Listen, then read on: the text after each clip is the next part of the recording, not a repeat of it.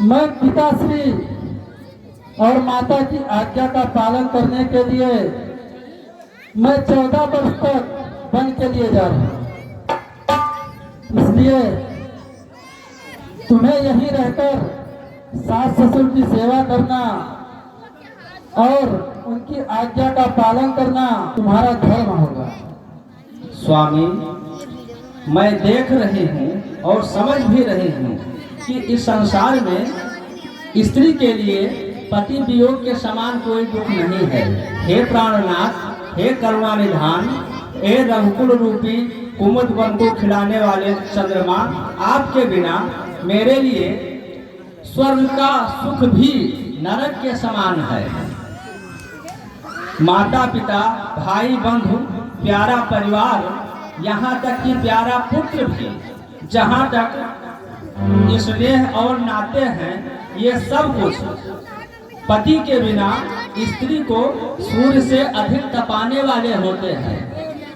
ऐसा जानकर हे सुजान शिरोमणि, मुझे अपने साथ ले चलो।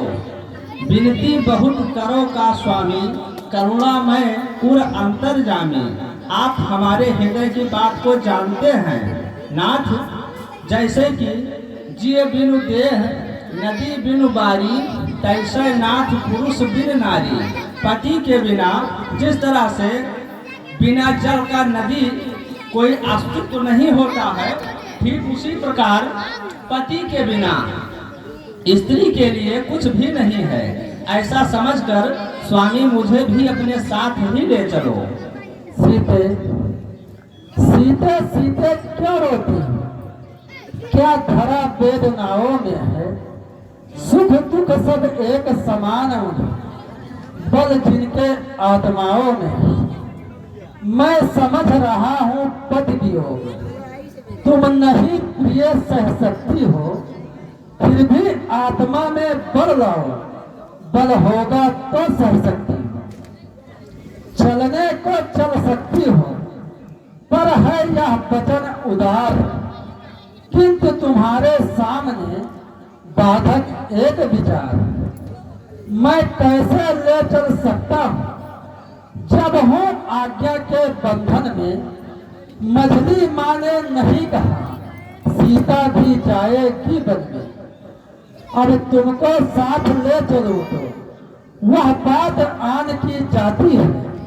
माँ कह देगी वनवास कहाँ जब साथ जानकी जाती है। सीधे हुआ है, तुम्हें नहीं, मैं तुम्हें कैसे ले चल सकता हूँ? स्वामी, सब प्रकार प्रिय सेवा करी हो, मार्ग जनित सकल श्रम हरि हो। मैं सब प्रकार से आपकी सेवा करूंगी और अपने को धन्य समझूंगी। इसलिए नाथ, मुझे अपने साथ ले चलो। आपके बिना अयोध्या में हमारा रखा ही क्या है। सीते, जो पैर कभी मुलायम मखमल के नीचे नहीं पड़े, वो वन के असहनीय कांटे कंकड़ से भरे भीषण जंगल में कैसे रह सकेंगे, जिनमें हिंसक बाघ, विषैले नाग और भयानक राक्षसों से भरे जंगल में नहीं रह सकेंगे।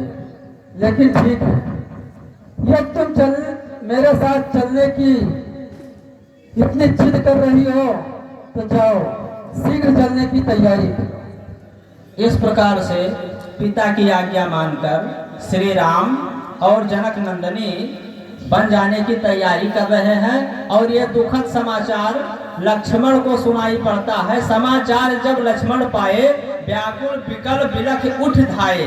रास्ते में सोच भी रहे हैं कि मोह कहु का कहब रघुनाथा, रखी है भवन की ले है साथा। प्रभु जी मुझे साथ ले चलेंगे या अयोध्या में रहने के लिए छोड़ देंगे। आइए दो भाइयों का आपस का वार्तालाप सुनिए। भैया भैया, जो मैं सुन रहा हूँ, क्या वो सत्य है?